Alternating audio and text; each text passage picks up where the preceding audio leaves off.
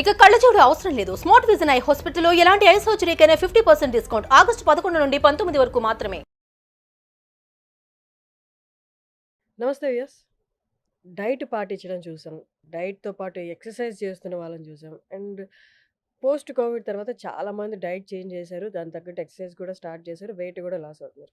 So, okay. All happies. ఇదంతా పక్కన పెడితే పాపం ఒక కేటగరీ ఆఫ్ పీపుల్ ఉన్నారు. ఒక సెక్షన్ పీపుల్ ఉన్నారు. వాళ్ళ గురించి ఎవరు పట్టించుకోవట్లేదని బాధపడుతున్నారు. డైట్ చేంజ్ చేశానండి. ఎక్సర్సైజు చేస్తున్నాను. కానీ నా వెయిట్ తగ్గట్లేదు అని. పాపం ఎంతమంది దగ్గర చూపిస్తున్నా వాళ్ళకి ఆ క్వెషన్ మార్క్ ఉండిపోతుంది.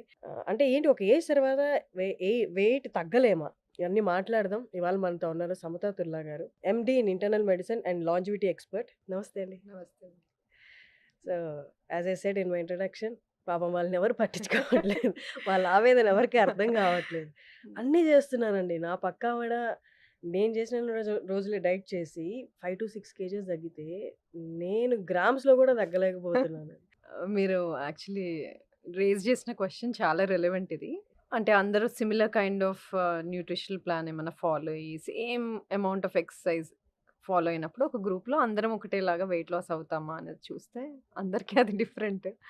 ఒకరికి పనిచేసిన డైటింగ్ ఒకరికి పనిచేయదు. ఒకరికి పనిచేసిన ఎక్సర్సైజ్ డ్యూరేషన్ ఇంకొకరికి పనిచేయదు. డిఫరెంట్ టైప్స్ ఆఫ్ ఎక్సర్సైజ్‌కి డిఫరెంట్‌గా రెస్పాండ్ అవుతాం కదా!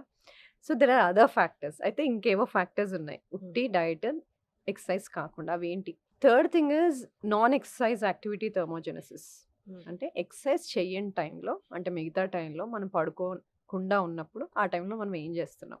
ఇప్పుడు ఫర్ ఎగ్జాంపుల్ మనకి ఇట్లా కూర్చొని చేసుకునే జాబ్స్ ఉన్నాయనుకోండి. మార్నింగ్ ఎక్సర్సైజ్ చేసిన తర్వాత రిమైనింగ్ టైం అంతా కూర్చొనే ఉంటాం కదా! There is no calorie output. Calorie burn తర్వాత ఏం లేదు ఇంకా మార్నింగ్ చేసిన వర్కౌట్ తర్వాత. That is one factor. Maybe పక్కావిడ రెస్ట్ ఆఫ్ ద టైమ్ అంతా యాక్టివ్‌గానే ఉన్నట్టున్నారు. సో, దాన్నే ఓకే. మనం రెలెవెంట్‌గా స్టెప్ కౌంట్ ద్వారా చెప్తాం. రిమైనింగ్ టైమ్ కూర్చున్నప్పుడు ఆబ్వియస్లీ మనం నడవం కాబట్టి ఆ టైంలో స్టెప్ కౌంట్ ఉండదు. కాబట్టి minimum amount of steps at least 8500 steps per day achieve చేయాలి అంటే దానికి ఇండైరెక్ట్‌గా ఏంటి? ఎక్సర్సైజ్ చేయని టైంలో యాక్టివ్‌గా ఉండాలి. ఎక్కువసేపు కూర్చొని ఉండకూడదు అనేది. లేదు నేను నాది డెస్క్ జాబ్. నాకు దీనికి ఒక సొల్యూషన్ చెప్పండి అంటాం. సో, అట్‌లీస్ట్ 1 అవర్‌లో ఫ్యూ స్టెప్స్ అయినా నడవాలి. 1 అవర్‌లో 250 స్టెప్స్ అయినా నడవాలి. Something like that. Active minutes అనేది పెట్టుకోవాలి. 60 మినిట్స్‌లో ఫ్యూ మినిట్స్ అయినా యాక్టివ్‌గా ఉండాలి. 2-3 అవర్స్ టుగెదర్ అలాగే కూర్చొని ఉంటాము అంటే so, that is one thing which is affecting. కానీ ఇప్పుడు దాకా చెప్పారు కదా! రోజులో ఒక 30 మినిట్స్ వాక్ చేస్తే సరిపోదా? బ్రిస్క్ వాక్ అయినా సరిపోతది. అంటే ఇవన్నీ మిత్తా? ఇవన్నీ వర్కౌట్ అవ్వవా?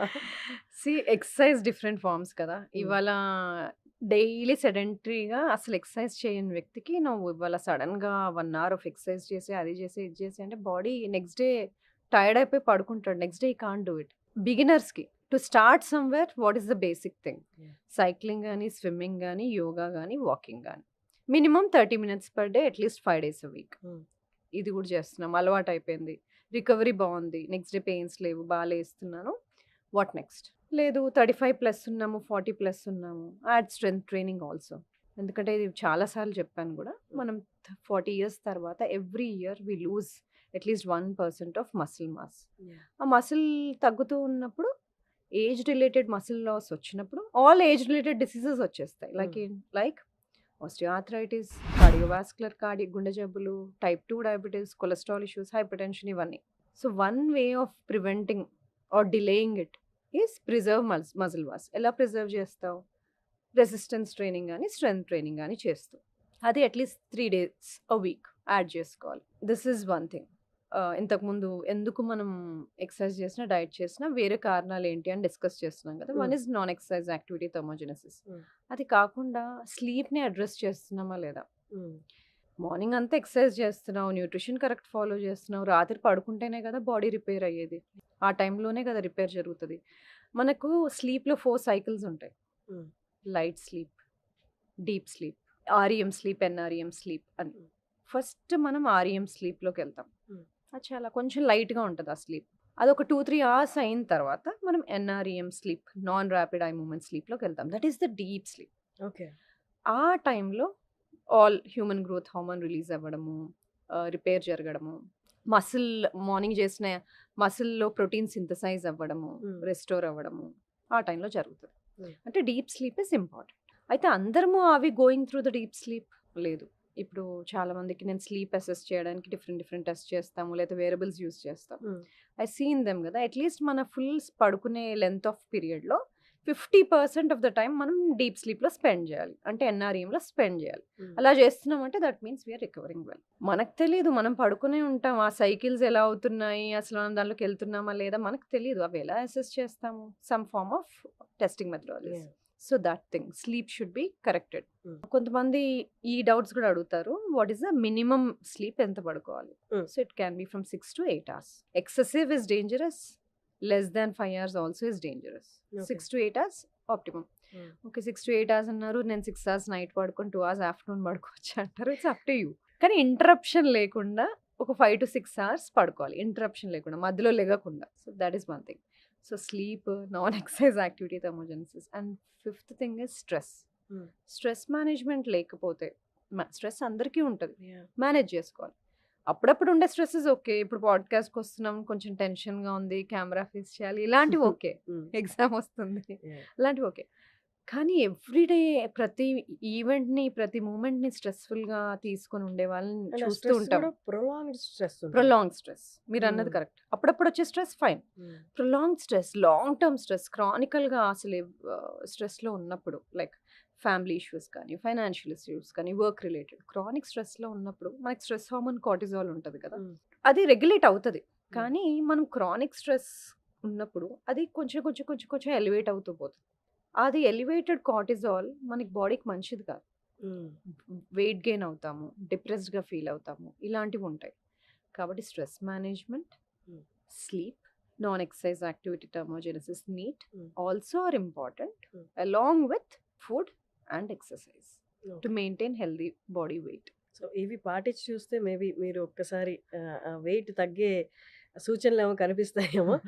అండ్ ఇంకొకటి ఇందాక అడుగుదాం అనుకున్నాను మీరు చెప్తున్నప్పుడు, వర్కౌట్ తర్వాత ఐ వాస్ టోల్డ్, అంటే నా యోగా టీచర్ చెప్పారు, ఫ్యూ అంటే జిమ్ మాస్టర్స్ కూడా చెప్పారు, ఇమీడియట్లీ ఆఫ్టర్ ఎక్సర్సైజ్ ఒక 15 to 20 minutes ఆర్ 15 minutes ఒక న్యాప్ తీసుకుంటే వెయిట్ లాస్ కానీ, లేకపోతే నువ్వు ఎందుకైతే వర్కౌట్ చేసావో మజిల్ బిల్డ్ కాదంటే అది ఎక్కువ హెల్ప్ అవుతుంది, ఇంకా ఫాస్ట్ అవుతుంది అని.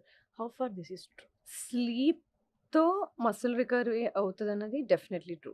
ఇమీడియట్లీ కానీ అది ఇమ్మీడియట్గా తీసుకోవాలా అనేది ఇప్పుడు లాట్ ఆఫ్ స్టడీస్ ఉన్నాయి. It is not showing so much difference. ఇమ్మీడియట్గా పడుకోవడానికి, నైట్ పడుకోవడానికి ఎక్కువ డిఫరెన్స్ చూపెట్టట్లేదు. అలాగే ప్రోటీన్ ఇంటేక్ కూడా, నువ్వు వర్కౌట్ చేస్తున్నావు, స్ట్రెంథనింగ్ ఎక్సర్సైజ్ చేస్తున్నావు అంటే adequate protein, at least 1.2 grams per kg body weight తీసుకోవాలి అట్లీస్ట్. ఎందుకంటే ఆ మసిల్ రికవర్ అవ్వాలి కదా, you're using muscle to strength train. So protein consumption కూడా ఇంతకుముందు within half an hour తీసేసుకోవాలి protein intake, then only will rebuild, అలాంటి concepts ఉండేవి. But now it is not anymore true, ఎందుకంటే ఎవ్రీడే సైన్స్ ఇస్ ఎవాల్వింగ్, కొత్త studies వస్తూనే ఉంటాయి. So ఇప్పుడు లేటెస్ట్ స్టడీస్ ప్రకారం ప్రోటీన్ విత్ ఇన్ 1 hourలో తీసుకోవాలని లేదు, within 24 hours of your exercise you should be consuming the protein that is needed. ఇంతకుముందు మనం చెప్పినట్టుగా. అలాగే నాప్ కూడా, if you're covering it in the night time, well fine. ఒకవేళ నైట్ టైం కరెక్ట్గా లేదు అంటే that you can take a nap after your workout or in the afternoon. Okay, ఈ ఇమీడియట్గా యోగా చేసిన తర్వాత మన చేత శవాసనం వేస్తారు కదా, is that also related to this? That is to cool down, not అంటే కూల్ డౌన్ అండ్ బ్లడ్ ఫ్లోని ఇంప్రూవ్ చేయడానికి. పెరిఫరల్ మనం యూజ్ చేసిన మసిల్స్ అన్నిటికీ బ్లడ్ ఫ్లో ఇంప్రూవ్ చేసి పెరిఫరల్ అంటే ఆర్మ్స్, లెగ్స్ అంతా కూడా వార్మ్ అయిపోయి కామ్ డౌన్ అయిపోతాం.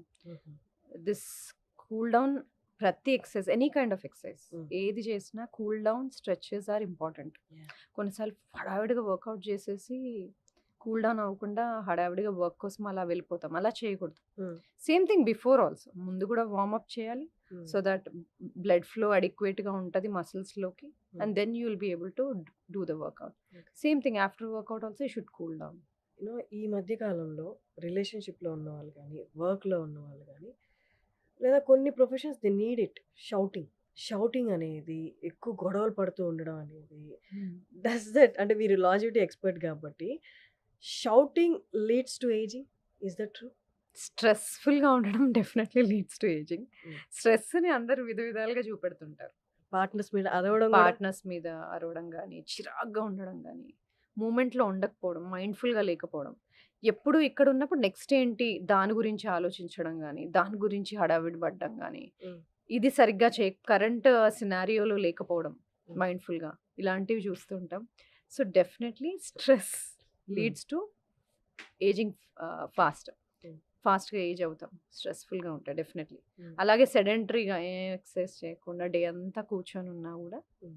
ఫాస్ట్‌గా ఏజ్ అవుతాం. ఫాస్ట్‌గా ఏజ్ అవుతాము అంటే ఉట్టి స్కిన్‌లో చేంజెస్ కనబడతాయని కాదు. మన risk of developing age related diseases అన్నీ గూడా ఫాస్ట్‌గా వస్తాయి. Like hmm. టైప్ 2 డయాబెటిస్ గానీ, హైపర్‌టెన్షన్ గానీ, హార్ట్ డిసీజెస్ గానీ, న్యూరో ప్రాబ్లమ్స్ గానీ, డిమెన్షియా ఇలాంటివి గూడా when we are talking about slowing down all age related diseases is hmm. What we are thinking. Not about external features కాకుండా. With words చెప్పాలి అంటే relationship మనం మెడికల్‌గా కాకుండా హ్మ్. నార్మల్‌గా మాట్లాడుకోవాలి అనుకుంటే, ఒకళ్ళ మీద పార్ట్నర్ మీద అరిచినప్పుడు నర్వ్స్ డిస్టర్బ్ అయ్యి, అవి ఎక్సైటెడ్ స్టేట్‌లోకెళ్తాయి. నర్వ్స్ డిస్టర్బ్ అవుతాయి. అవి కూల్ డౌన్ అవ్వడానికి చాలా టైం పడతది. ఇదే కంటిన్యూస్‌గా చేయడం వల్ల, అలా అరుచుకోవడం వల్ల ఒకరి మీద ఒకరు మెంటల్ స్ట్రెస్ వల్ల ఏజింగ్ అనేది ఫాస్ట్ అవుతది. అంటే జబ్బులొస్తాయి ఇంటర్నల్‌గా అది పక్కన పెట్టేసి ఫస్ట్ ఆఫ్ ఆల్ మీ స్కిన్‌లో ఏజింగ్ కనిపిస్తదండి. దీన్ని సొల్యూషన్ చెప్తే అరుచుకునే వాళ్ళు కొంచెం తగ్గుతారేమో. ప్రాబ్లమ్‌ని డిఫరెంట్ వేస్‌లో సాల్వ్ చేసుకోవచ్చు. హ్మ్. సో, అరుచుకోవడం అనేది it's somebody's way of solving a problem. కానీ is it really solving a problem? We don't know. So, అందుకని ఏంటి ప్రయారిటీస్ తెలియాలి. ప్రాబ్లమ్ సాల్వ్ అవ్వాలా? ఇప్పుడు అరిచేస్తే నాకు కోపం తగ్గుతదా? హ్మ్. అంటే ప్రయారిటీ అక్కడ కోపం తగ్గించుకోవడమా? ప్రాబ్లమ్ సాల్వ్ చేసుకోవడమా? We should prioritise. యాహ్! చాలా సార్లు ప్రయారిటీస్ పక్కన పెట్టేసి అప్పటికప్పుడు we try to gain mental satisfaction. Okay. చేసేసాను. ఇప్పుడు యాహ్! అరిచేసాను. That is just to satisfy somebody's ego or whatever. But doing all that first of all most of the problems don't get solved. Hmm. కానీ additional stresses కదా! The more stress you are giving it to your body it will show on everything. హ్మ్. గట్‌లో గూడా, మైండ్‌లో గూడా, on your skin, on everything. My next question. ఇంతకుముందు వరకు అందరూ పాటించేవాళ్ళు. ఎంత క్యాలరీస్ కౌంట్ చేసుకొని తీసుకోవడం, ఎంత క్యాలరీస్ బర్న్ చేస్తున్నాం అనేది ఇమ్మీడియేట్‌గా చెక్ చేసుకుంటూ ఉంటారు. అలాగే కార్బ్స్ కౌంట్ కూడా. ఇవాళ నేను ఎంత కార్బ్స్ తీసుకున్నాను అని. ఇవి కాకుండా ఇంకేమైనా ఫ్యాక్టర్స్ ఉంటాయా? అంటే ఇవి 2 నేను కంట్రోల్‌లో పెట్టుకున్నాను. నేను కాలిక్యులేటెడ్‌గా ఉన్నాను అన్నా కూడా వెయిట్ తగ్గట్లేదు. అంటే ఇంకేదైనా ఎక్స్‌టర్నల్ ఫ్యాక్టర్ ఇంకేదైనా అదర్ ఫ్యాక్టర్స్ ఉంటాయా? వెయిట్ మీద ప్రభావం చూపించేవి? డెఫినెట్‌గా. ఇంతకుముందు క్యాలరీస్ ఇన్, క్యాలరీస్ ఔట్ అని ఉండేది కదా! అంటే మన బాడీకి కావాల్సిన ఎనర్జీ మనం ఎంతైతే ఖర్చు పెడతామో, ఖర్చు పెట్టే దానికన్నా కొంచెం తక్కువ తిని ఎక్సర్సైజ్ చేస్తే వెయిట్ లాస్ అవుతాము అనేది కాన్సెప్ట్. ఓకే. అలా చేస్తున్న వాళ్ళు తగ్గుతారు కొంతమంది. కొంతమంది తగ్గరు. వై? సో, దీంట్లో కొన్ని సినారియోస్ ఉంటాయి. సో, ఇంతకుముందు చెప్పినట్టుగా స్లీప్‌ని ఆహ్, అడ్రెస్ చేయాలి. సెకండ్ థింగ్ కొంతమందికి న్యూట్రిషన్ డెఫిషియన్సీస్ ఉంటాయి. హ్మ్. అవి కరెక్ట్ చేయాలి. ఫర్ ఎగ్జాంపుల్ ఐరన్ డెఫిషియన్సీ, బి12 డెఫిషియన్సీ, డి డెఫిషియన్సీ అంటే డైరెక్ట్‌గా ఈ డెఫిషియన్సీస్ వల్ల వెయిట్ గెయిన్ అవుతదని చెప్పట్లేదు. హ్మ్. ఈ డెఫిషియన్సీస్ వలన చాలా వరకు మెటబాలిజంలో ఇష్యూస్ ఉంటాయి కాబట్టి వాళ్ళు వెయిట్ తగ్గలేకపోతారు కాబట్టి న్యూట్రిషన్ డెఫిషియన్సీస్ కరెక్ట్ చేయాలి. ఇంకొంతమందిలో స్లీప్ ఎందుకు కరెక్ట్ చేయాలి అన్నానంటే వెన్ క్రానికల్‌గా కొంతమందికి స్లీప్ షెడ్యూల్స్, స్లీప్ సైకిలే ఉండదసలు. ఇవాళ 9 అయితే రేపు 12, ఎల్లుండి 2:00 మళ్ళీ మర్నాడు 10 పీఎం అలా డిఫరెంట్ డిఫరెంట్ టైమ్ స్కెడ్యూల్స్‌లో పడుకునేవాళ్ళు. హ్మ్. క్రానికల్‌గా స్లీప్ డెఫిసిట్‌లో తక్కువ స్లీప్‌లో ఉండే వాళ్ళకి జరిగే కొన్ని హార్మోనల్ చేంజెస్ గురించి చెప్తాను.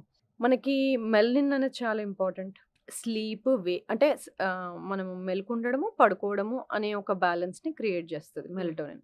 సో, ఆ లెవెల్స్ పాడైపోతాయి. హ్మ్. స్లీప్ సైకిల్ కరెక్ట్‌గా షెడ్యూల్ చేసుకోనప్పుడు. హ్మ్. అది కాకుండా మనకి లెప్టిన్, రెలిన్ అనే 2 హార్మోన్‌లుంటాయి. వాటి పనేంటంటే తిన్నప్పుడు కడుపు నిండింది అని మనకెలా తెలుస్తదంటే లెప్టిన్ వలన. యాహ్! అలాగే రెలిన్ అనేది హంగర్ హార్మోన్. హ్మ్. ఈ 2 ఉంటాయి బాడీలో. వాటికో బ్యాలెన్స్ ఉంటది. ఈ స్లీప్ షెడ్యూల్ పోయినప్పుడు వాటిలో బ్యాలెన్స్ కూడా పోతది. పోయినప్పుడు హుహు. లెప్టిన్ లెవెల్స్ తగ్గడము, సో, తిన్నా గూడా కడుపు నిండిందని తెలియకపోవడం, హ్మ్. ఇంకొన్ని రోజుల తర్వాత లెప్టిన్ రెసిస్టెన్స్ రావడం, అలాగే ఈటింగ్ బిహేవియర్స్ చేంజ్ అవ్వడం, craving for more refined foods, craving for unhealthy foods అలాంటివి రావడం. సో, హ్మ్. ఈటింగ్ బిహేవియర్స్ చేంజ్ అవ్వడం, దీనివల్ల వెయిట్ గెయిన్ అవ్వడం ఇలాంటివి జరుగుతాయి. హ్మ్. ఇవి కాకుండా స్లీప్‌తో కార్టిజాల్, ఇన్సులిన్ కూడా రిలేటెడ్ ఉంటది. సో, అవన్నిటి వల్ల గూడా మెటబాలిజం ఇష్యూస్ ఒస్తాయి. మన ఫుడ్ ఎనర్జీగా ఎలా వాడుకుంటాం అనేవి చేంజ్ అయిపోతాయి. సో, సింపుల్‌గా అనిపిస్తది స్లీప్ చాలా రిలేటెడ్ అని గాని, ఇన్ని హార్మోన్స్ దెబ్బతింటాయి కాబట్టి స్లీప్ కరెక్ట్‌గా పెట్టుకుంటే all of these hormones fall in place. So కానీ that is other important thing. కానీ చాలా మందికి నిద్రలేమి ఉన్న వాళ్ళ పర్సంటేజ్ రోజు రోజుకి ఎక్కువైపోతుంది. Reasons whatever may be the reasons, స్ట్రెస్సా, ఫ్యామిలీ స్ట్రెస్సా, ఏదైనా అవ్వచ్చు. నిద్రలేమి ఎక్కువైపోతుంది. దానికి వాళ్ళు ఎక్స్టర్నల్‌గా, ఓరల్‌గా టాబ్లెట్స్ తీసుకుంటున్నారు. ఓరల్‌గా టాబ్లెట్స్ తీసుకొని నిద్రపోవడం వల్ల అంటే మీరు చెప్పిన మెకానిజం అంతా ప్రాపర్‌గా వర్కౌట్ అవుతదా? లేకపోతే ఓరల్‌గా తీసుకోవడం వల్ల ఎక్స్‌ట్రా ప్రాబ్లమ్స్ వస్తాయి? కొంతమందికి స్లీపింగ్ పిల్స్ పెట్టవలసి వస్తుంది. సో స్లీపింగ్ ఇష్యూస్ ఉన్నాయి అంటే కొంతమందికి అబ్స్ట్రక్టివ్ స్లీప్ యాప్నియా ఉండొచ్చు, అది అడ్రస్ చేయాలి. హ్మ్. కొన్ని స్లీపింగ్ డిజార్డర్స్ ఉంటే అవి అడ్రస్ చేయాలి. అది కాకుండా మీ వర్క్ రిలేటెడ్ బిహేవియర్స్ వలన, లైఫ్ స్టైల్ వలన మీ రిథమ్, సర్కేడియన్ రిథమ్ అంటాం కదా, ఈ స్లీప్ వేక్ సైకిల్స్ని, అది దెబ్బతింటుంది అంటే అది అడ్రస్ చేసుకోవాలి. నేను ఒక కేస్ సినారియో చెప్తాను. నా దగ్గరకు ఒక క్లయింట్ వచ్చారు. ఆవిడ షిఫ్ట్ వర్క్ చేస్తారు, అంటే నైట్లో వర్క్ చేస్తారు, డేలో షీ హ్యాడ్ టు స్లీప్. తనకి ఇన్ఫర్టిలిటీ ఇష్యూ, ప్రెగ్నెంట్ అవ్వట్లేదు ఆవిడ. సో దానివల్ల హార్మోనల్ చేంజెస్, ప్రెగ్నెంట్ అవ్వట్లేదు. దెన్ తన హిస్టరీ అంతా తీసుకున్నాక నేను ఒకటి అడిగాను, నువ్వు ఏమైనా చేస్తావా నువ్వు ప్రెగ్నెంట్ అవ్వడానికి నేను చెప్తే అని అడిగాను. Okay, how far she is ready అని. How far she is ready to become pregnant, okay. I want to give my 100% అని. నేను అన్నాను, నీ లైఫ్ స్టైల్ ని సెట్ చేస్తే చాలా చేంజెస్ జరుగుతాయి. There are chances of you becoming బెటర్గా ఫీల్ అవుతావు నువ్వు. First thing, are you ready to do those changes అంటే ఎస్ అని. మరి దానికోసం నువ్వు ఇలాంటి వర్క్ చేయకూడదు, డే టైం వర్క్ చేసుకోవాలి, నువ్వు కరెక్ట్గా పడుకోవాలి అన్నాను. సో బట్ అందరు చేయలేరు, కానీ తను చేయగలిగింది. తను వర్క్ని చేంజ్ చేసుకొని రిక్వెస్ట్ పెట్టుకొని వాళ్ళ బాస్కి డే టైంలో ఏదో 9 to 5 జాబ్ లాంటిది చేసుకుంది. She started doing some life style changes. Guide చేసాం అంతే, ఎలా పడుకోవాలి, ఎలా తినాలి, కొంచెం ఫుడ్లో న్యూట్రిషన్లో చేంజెస్ చేసాము, స్లీప్ చేంజ్ చేసింది, అండ్ వర్క్ కూడా చేంజ్ చేసుకుంది. So first of all self కేర్కి ఇంపార్టెన్స్ ఇచ్చింది. దెన్ ఇవన్నీ ఫాలో అయ్యి ఆవిడ కాస్త ఓవర్ వెయిట్గా ఉండేవాళ్ళు, ఫస్ట్ వెయిట్ తగ్గింది ఆవిడ. తర్వాత 2-3 సైకిల్స్ తర్వాత వెయిట్ తగ్గిన తర్వాత న్యాచురల్గా కన్సీవ్ అయింది. సో ఇదొక ఎగ్జాంపుల్. అంటే అందరికీ ఇలాగే జరుగుతుంది, అన్ని ఇన్ఫర్టిలిటీ కేసెస్కి ఇలాంటి సొల్యూషనే ఉంటుంది అని చెప్పట్లేదు. కొంతమందికి హార్మోనల్ రెగ్యులేషన్స్కి they may need hormonal pills కూడా, depending on the case scenario, depending on the individual. కానీ half of the problems solve చేయొచ్చు if we can correct their circadian rhythm, solve చేయొచ్చు. ఎందుకంటే బ్రెయిన్లో మనకి సూప్రాకాస్మాటిక్ న్యూక్లియస్ అని ఉంటుంది. అదేంటంటే ఇన్ఛార్జ్ అనమాట. బ్రెయిన్లో ఒక క్లాక్ ఉంటుంది. మనకి ఎలా తెలుస్తుంది బాడీకి డే టైం లెగాలి, నైట్ టైం పడుకోవాలి అనేది? ఆ క్లాక్ మన బాడీ మెకానిజమ్స్ని అలైన్ చేసి ఈ టైంలో హార్మోన్స్ రిలీజ్ చేయాలి, ఈ టైంలో తక్కువ రిలీజ్ చేయాలి, ఈ టైంలో వేక్ఫుల్గా ఉంచాలి, ఈ టైంలో బాడీని పడుకోబెట్టాలి అనే ఒక మెకానిజం ఉంటుంది. సో ఇన్ని రోజులు మనకు ఆ బాడీ క్లాక్ ఉంటుందని తెలుసు. ఇప్పుడు న్యూ రీసెర్చ్ ఏంటంటే పెరిఫరల్గా లివర్, ప్యాన్క్రియాస్, కిడ్నీ, వీటన్నిటికి కూడా వాటికి సెల్ఫ్ దేనికి దానికి క్లాక్స్ ఉంటాయి అని తెలిసింది, డైజెషన్కి కూడా. సో ఆ క్లాక్స్ దీని ఇన్ఫ్లుయెన్స్లో పనిచేస్తాయి. సో నైట్ టైం మనం పడుకున్నప్పుడు మన బాడీ కోర్ టెంపరేచర్ తగ్గాలి, అది బాడీ హార్ట్ రేట్ డ్రాప్ అవ్వాలి, రెండు అవ్వాలి. అయినప్పుడు మనం ఎక్కువ ఇంతకుముందు డిస్కస్ చేసినట్టుగా మనం ఎన్ఆర్ఈఎం స్లీప్లో, డీప్ స్లీప్లో బాగా స్పెండ్ చేస్తాం. అందుకనే food 2 to 3 hours before your bed time తినాలి అంటాం. ఎందుకంటే హార్ట్ రేట్ తక్కువకి వెళ్ళిపోవాలి అంటే your digestive system should finish digestion, అన్ని ఆర్గన్స్ వాటి పనులు అవి చేసేసి రిలాక్స్ మోడ్లోకి వెళ్ళిపోతే బాడీ నిజంగా రిలాక్స్ మోడ్లోకి వెళ్తుంది. కాబట్టి టెంపరేచర్ డ్రాప్ అవ్వాలి, హార్ట్ రేట్ డ్రాప్ అవ్వాలి. సో టెంపరేచర్ డ్రాప్ కొంతమందికి కొన్ని ఇష్యూస్ వల్ల డ్రాప్ అవ్వకపోవచ్చు. మన బెడ్ మ్యాట్రెస్ ఉంటుంది కదా, అది బాగా హీటెడ్గా వామ్గా ఉండడం, రూమ్ వామ్గా ఉండడం, వాటి వల్ల మనము కోర్ టెంపరేచర్ తగ్గదు. సో అవి ఇష్యూస్ సెట్ రైట్ చేసుకోవాలి. రూమ్ కూల్గా ఉంచుకోవడం, వెంటిలేషన్ బాగా ఆడేలాగా పెట్టుకోవడం, మ్యాట్రెస్ ఎక్కువ హీట్గా ఉంచకపోవడం, ఎక్కువ దుప్పట్లు కప్పేసుకొని వేడిగా పెట్టుకోకపోవడం, ఇలాంటివి చేసుకుంటే బాడీ రూమ్ కోల్డ్గా పెట్టుకొని కోర్ టెంపరేచర్ అప్పుడు తగ్గుతుంది. సో ఇలాంటి సింపుల్ చేంజెస్ చేసుకుంటే చాలా డిఫరెన్స్ వస్తుంది. సో మనం ఎక్స్టర్నల్గా ఏమేమి జాగ్రత్తలు తీసుకోవాలో వెయిట్ లాస్ గురించి మాట్లాడుకుందాం. మెయిన్ ఫ్యాక్టర్ ఇప్పుడు గట్ హెల్త్. అర్థం కాని వాళ్ళకి ఏంటంటే మన పొట్టలో ఉన్న బ్యాక్టీరియా మెయింటైనింగ్, అంతేనా? అలా అయినా చెప్పొచ్చు. సో గట్ హెల్త్ అనేది ఎలా directly affecting skin and weight loss? Okay, so గట్లో మనకి బ్యాక్టీరియా ఉంటాయి, ఫంగై ఉంటాయి, వైరసెస్ ఉంటాయి, ఇవన్నీ ఉంటాయి. వీటిని గట్ మైక్రోబయోమ్ అంటారు. ఇవి సర్టెన్ లెవెల్స్‌లో ఉంటే మనకు బెనిఫిషియల్. దాని అవసరానికి మించి ఎక్కువగా ఉంటే అవి మనల్ని హార్మ్ చేస్తాయి ఎక్కువుంటే. ఆ ఇంబాలెన్స్‌లోకి వెళ్ళినప్పుడు మనం ఈ వర్డ్ యూజ్ చేస్తాం. గట్ డిస్బయోసిస్ అని. అయితే బ్యాలెన్స్‌లో ఉన్నప్పుడు గట్ మైక్రోబయోమ్ అది మనకి ఏం చేస్తది? డైజెషన్‌కి హెల్ప్ చేస్తది. ఫుడ్ తినగానే అదంతట అది ఊరికే ఎంజైమ్స్ వల్ల, స్టమక్ వల్ల డైజెస్ట్ అవ్వట్లే. గట్ హ్మ్. బ్యాక్టీరియా హెల్తీగా ఉంటే డైజెస్ట్ అవుతుంది. తిన్న ఫుడ్‌లో నుండి ఎనర్జీని తీసి పెడతది మనకి. తినే ఫుడ్‌లో నుండి మనకి షార్ట్ చైన్ ఫ్యాటీ యాసిడ్స్ అని తయారు చేసి పెడతది. మనకి న్యూట్రియంట్స్ కొన్ని అబ్జార్బ్ చేసి పెడతది. అలాగే గట్ ఇంటిగ్రిటీ అంటే గట్ నీట్‌గా ఉండి, గట్‌లో ఉన్న ఫుడ్ ప్రొడక్ట్స్ బ్లడ్‌లోకి వెళ్ళిపోకుండా హ్మ్. సో, గట్ లేయర్‌ని ప్రొటెక్ట్ చేస్తది. ఇమ్యూనిటీని ఇస్తది. అలాగే మన బ్రెయిన్‌కి కావాల్సిన హ్యాపీ కెమికల్స్ డోపమైన్, సెరటోనిన్ అనేది ఒక 80% మన గట్‌లోనే తయారవుతది. హుహు. అది తయారవ్వడానికి గట్ బ్యాక్టీరియానే హెల్ప్ చేస్తది. అంటే హ్మ్. అది క్వైట్‌గా ఉన్నట్టు ఉంటది గానీ, మనకి ఇన్ని పనులు చేసి పెడతది. అందుకే so, butterflies in my stomach అంటారా? ఎప్పుడైనా ఎక్సైట్ అయినప్పుడు? యాంగ్షియస్‌గా ఉన్నప్పుడు ఆ! Butterflies in your stomach. So, gut and brain are డైరెక్ట్‌లీ రిలేటెడ్. ఓకే. అదొక్కటే గాదు. Gut is related to all other things. Hmm. Hmm. So, బాడీలో ఇన్‌ఫ్లమేషన్ లేకుండా మనల్ని కూల్ డౌన్ చేసి పెడుతుంది. ఇవన్నీ చేస్తది. హ్మ్. సో, దాన్ని ఫీడ్ చేయడానికి ఆ గట్ బ్యాక్టీరియా హెల్తీగా ఉండాలంటే వాటికి సరైన ఫుడ్స్ మనం ఇవ్వాలి. వాటిని ప్రీబయోటిక్స్ అంటాం. సో, ఈ ప్రీబయోటిక్స్ అనేవి వెజిటబుల్స్‌లో ఉంటది. గ్రెయిన్స్‌లో ఉంటది. రైస్‌లో ఉంటది. బనానాస్‌లో ఉంటది. ఆనియన్స్‌లో ఉంటది. హ్మ్. ఆకుకూరలు. సో, ఈ ప్రీబయోటిక్స్ అన్నీ ఇచ్చినప్పుడు వాటికి ఫుడ్ లాగనమాట. వాటిని డెస్ట్రాయ్ చేయకుండా కూడా ఉండాలి. ఆ ఇంబాలెన్స్ చేయకుండా ఉండాలి. ఆ ఇంబాలెన్స్ ఎందుకు అవుతున్నాయి ఈ మధ్య ఎక్కువ శాతం? షుగర్ వల్ల.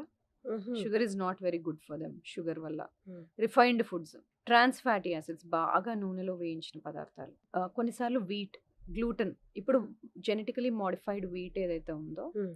ఆ మోడిఫైడ్ వీట్‌లో గ్లూటెన్ కంటెంట్, గ్లైడిన్ కంటెంట్ పెరిగి అది అన్‌సూటబుల్‌గా తయారవుతుంది. మనకి. హ్మ్. హ్మ్. దానివల్ల. సో, వీటి వలన ఇవి ఎక్కువ కన్జ్యూమ్ చేయడం వల్ల ఇంబాలెన్స్‌లోకి ఎళ్తుంది. అయితే మరి ఇట్లా ఇంబాలెన్స్ వచ్చినప్పుడు ఒక ప్రోబయోటిక్ ఏసుకుంటే సరిపోతదా? అని హ్మ్. అందరూ అడుగుతారు. అంత సింపుల్‌గా ఉంటే బావుండును. ఎందుకంటే మనకు ట్రిలియన్స్ ఆఫ్ బ్యాక్టీరియా ఉంటాయి. హుహు. ఒక సింగిల్ ప్రోబయోటిక్ కొంతమందికి పనిచేస్తది. కొంతమందికి పనిచేయదు. ఓకే. ఎందుకు అంటే చాలా రకాలుంటాయి. దానిలో కామన్‌గా ఇంపార్టెంట్‌వి ఒక 4, 5 చెప్తాను. లాక్టోబాసిల్లస్ అంటాం. హ్మ్. అది చాలా వరకు మనకి ఇబ్బందులున్నప్పుడు, గట్ ఇష్యూస్ ఉన్నప్పుడు మనం వేసుకుంటాం. హ్మ్. సో, వెంటనే అది ఇమ్యూనిటీ ప్రొవైడ్ చేస్తది. గట్ ఇంటిగ్రిటీ అన్నాం కదా! గట్ లేయర్‌ని ప్రొటెక్ట్ చేస్తది. హ్మ్. అలాగే బైఫిడోబాక్టీరియం అంటాం. తినే ఫుడ్‌లో నుండి ఎనర్జీ ఎక్స్ట్రాక్ట్ చేస్తది బ్యాక్టీరియాయిడ్స్ అంటాం. అవి మనం తినే ఫుడ్‌లో నుండి షార్ట్ చైన్ ఫ్యాటీ యాసిడ్స్ ఇంతకుముందు చెప్పాను కదా! హ్మ్. అవి తయారు చేస్తది. వాటి పనేంటి?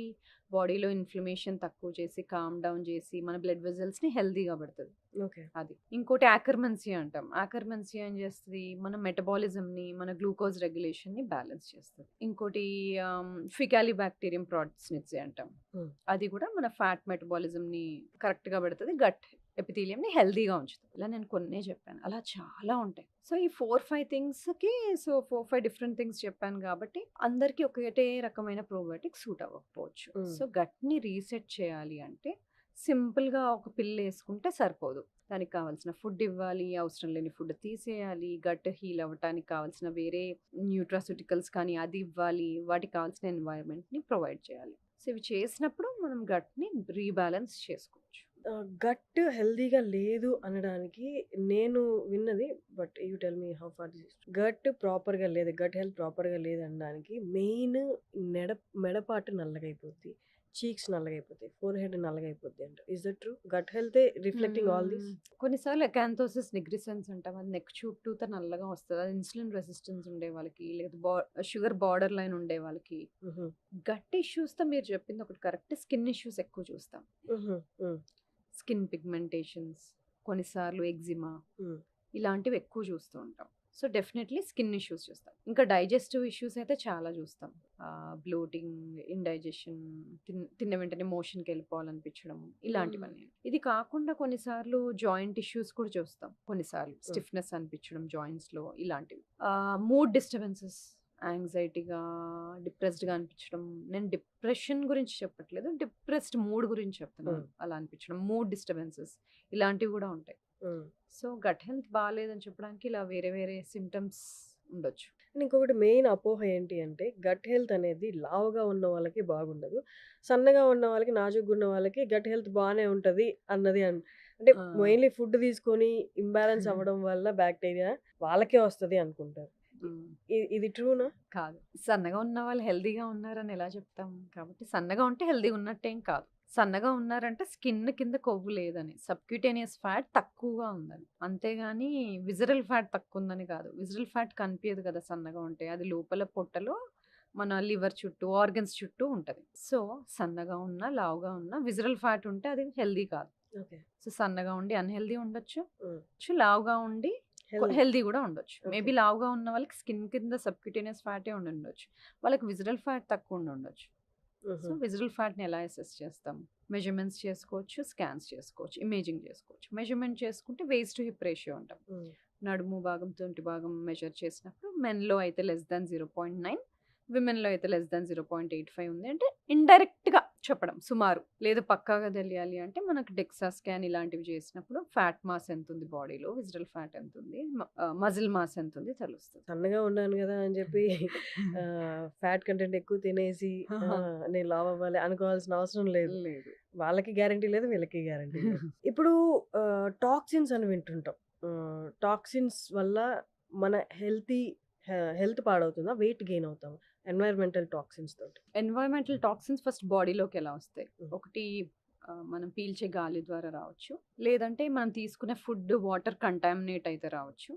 లేదంటే మనం తీసుకునే వెజిటబుల్స్‌లో సాయిల్ కంటామినేట్ అయినా రావచ్చు. లేకపోతే మనం స్కిన్‌కి, తలకి, జుట్టుకి పెట్టుకునే వాటి డైట్. వల్ల ఒంట్లోకి రావచ్చు. ఓకే. సో, వీటిలో కొన్ని నేమ్స్ చెప్తాను చాలా ఉంటాయి. సల్ఫేట్, పారాబెన్స్, సల్ఫేట్ అంటే చాలా వరకు థాలేట్, షాంపూల్లో ఆ! ఉంటుంది గదా! అది థాలేట్. అందుకే ఈ మధ్య కొన్ని షాంపూస్‌లో this is sulphate sulphate free free అని. Shampoo, this plastic is paraben free hmm. అని ఎందుకు చూస్తాము? అంటే ఆ టాక్సిక్ కంటెంట్ మా ప్రొడక్ట్‌లో తక్కువుంది అని చెప్పడం. సో, ఇలాంటివి అసలు ఎందుకు టాక్సిక్ బాడీలోకెళ్ళి ఏం చేస్తాయి? అంటే హార్మోనల్ బ్యాలెన్స్‌ని ఎఫెక్ట్ చేస్తాయి. కొన్నేమో ఎండోక్రైన్ డిస్రప్టింగ్ కెమికల్స్ అంటాము. అవి హార్మోన్ లాగా పనిచేసి బాడీలో హార్మోన్స్‌ని రెగ్యులేషన్‌కి డిస్టర్బ్ చేస్తాయి. హుహు. కొన్నిసార్లు హార్మోన్స్ కూర్చునే రిసెప్టర్స్ పైన ఈ ప్రొడక్ట్స్ ఎళ్లి కూర్చుంటాయి. ఓహ్ గాడ్! సో, హార్మోన్స్‌ని పని చేయకుండా ఆపడము, లేకపోతే బట్ హౌ హార్మోన్స్ ఇదంతా లాగా బిహేవ్ ఎక్స్‌టర్నల్‌గా గదా! చేయడం. షాంపూ అనేది ఎక్స్‌టర్నల్‌గా అప్లై అబ్జార్బ్ చేస్తాం. అవుతది కదా స్కిన్‌లో నుండి.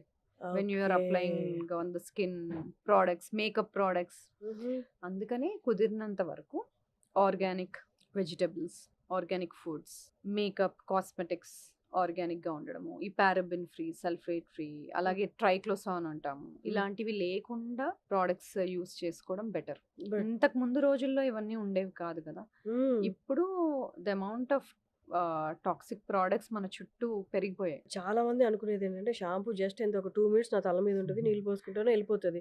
ఆ సల్ఫేట్ నన్నే ఎఫెక్ట్ చేస్తది అనుకుంటారు గదా! So, it's no absorbs. It will disrupt hormones ఇవన్నీ కూడా. అండ్ అది ఎలా వెయిట్ గెయిన్‌కి దారి తీస్తది?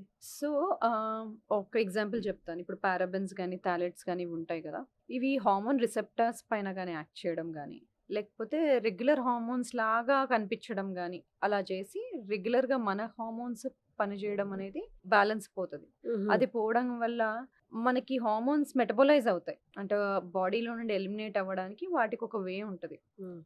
లివర్ నుండి ఎలిమినేట్ అవ్వడం గాని, డీటాక్సిఫై అవ్వడం గాని అలా జరుగుతది. సో, ఈ టాక్సిన్స్ ఏం చేస్తాయి? ఆ మెటబాలిజంని ఎఫెక్ట్ చేస్తాయి. హ్మ్. సో, అవి ఆ హార్మోన్స్ మెటబలైజ్ అవ్వకపోవడము, అన్నెసెసరీగా వేరే ఫార్మ్‌లో ఉండడము. సో, ఈస్ట్రోజన్‌లో E1, E2, E3 అని 3 రకాలుంటాయి. E3 least dangerous. హ్మ్. 3 ఒక బ్యాలెన్స్‌లో ఉంటాయి. E2 చాలా ఎక్సెస్ అయిపోతే మనకి కొన్ని ప్రాబ్లమ్స్ వస్తాయి. అన్నెసెసరీ ప్లేసెస్‌లో ఎక్కువ ఫ్యాట్ డిపాజిట్ అవ్వడము, కొవ్వు డిపాజిట్ అవ్వడము, లేదా బ్రెస్ట్‌లో సిస్టులు రావడము, హ్మ్. ఇలాంటివి. సో, ఈ మెటబాలిజం దెబ్బతింటుంది కదా! ఈ టాక్సిన్స్ వలన. సో, దానివల్ల నార్మల్ హార్మోన్ లెవెల్స్ ఎఫెక్ట్ అవుతాయి. హ్మ్. నార్మల్‌గా హార్మోన్స్ ఎలిమినేట్ అయ్యే విధంగా ఎలిమినేట్ అవ్వవు. అన్నెసెసరీగా ఎక్కువ అక్యుములేట్ అయిపోతాయి. సో, ఈ ప్రాబ్లమ్స్ అన్నీ ఫేస్ చేస్తాం. హుహు. సో, అందుకనే వీటికి పేరు ఎండోక్రైన్ డిస్రప్టింగ్ కెమికల్స్ అని వచ్చింది. ఎండోక్రైన్ అంటే హ్మ్. హార్మోన్స్ తయారు చేసే గ్లాండ్స్. సో, ఎండోక్రైన్ డిస్రప్టింగ్ కెమికల్స్‌గా వీటికి పేరొచ్చింది అందుకని. ఓకే. ఫైనల్లీ మనం అంటే elephant in the room address చేయాలన్నమాట. ఎవ్వరికీ లేదు hormonal imbalance, PCOS, PCOD.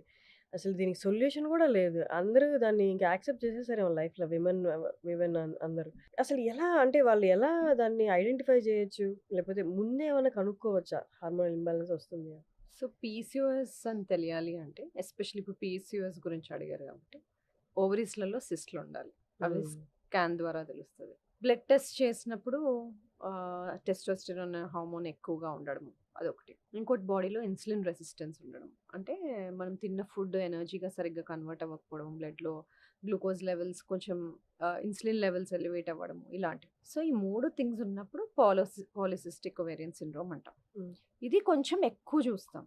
Most of the time చాలా మందికి లైఫ్ స్టైల్ చేంజెస్ చేసినప్పుడు చాలా మందికి తగ్గిపోతాయి. హుహు. రివర్స్ అవుతాయి. హుహు. ఇంతకుముందు మనం మాట్లాడిన చేంజెస్. కానీ కొంతమందికి మటుకు హార్మోన్ రిప్లేస్మెంట్ థెరపీస్ ఇవ్వాల్సొస్తది. ఏంటి అంటే what is it actually? Polycystic ovarian syndrome ఉన్నప్పుడు ఓవ్యులేషన్ అనేది అంటే మనకి 10-14 డేస్ మధ్యలో ఓవం రిలీజ్ అవ్వాలి గదా! హ్మ్. ఆ ఓవం అనేది సరిగ్గా రిలీజ్ అవ్వకపోవడము, పీరియడ్స్ రెగ్యులర్‌గా రాకపోవడము, దానివల్ల ప్రెగ్నెన్సీ అవ్వకపోవడం ఇవి హ్మ్. జరుగుతాయి. హ్మ్. సో, ఓవం టైంకి రిలీజ్ అవ్వాలి అంటే హార్మోన్స్ కరెక్ట్‌గా పనిచేయాలి. సో, హ్మ్. వీళ్ళకి ఆ ఓవం రిలీజ్ అవ్వని వాళ్ళకి హ్మ్. ప్రెగ్నెన్సీ ప్లాన్ చేస్తున్న వాళ్ళకి కొంతమందికి ట్రీట్మెంట్ అవసరం పడతది. హుహు. ప్రతిసారి ఓన్లీ లైఫ్ స్టైల్ చేంజెసే చేసుకుంటాను. నేను డాక్టర్ దగ్గరికి వెళ్ళను అని అనడానికి లేదు. హ్మ్. హ్మ్. సో, పీసీఓఎస్ సస్పెక్ట్ చేస్తుంటే మీకు ఇలాంటి సింప్టమ్స్ ఉంటే లైక్ రెగ్యులర్‌గా సైకిల్స్ రావట్లేదు.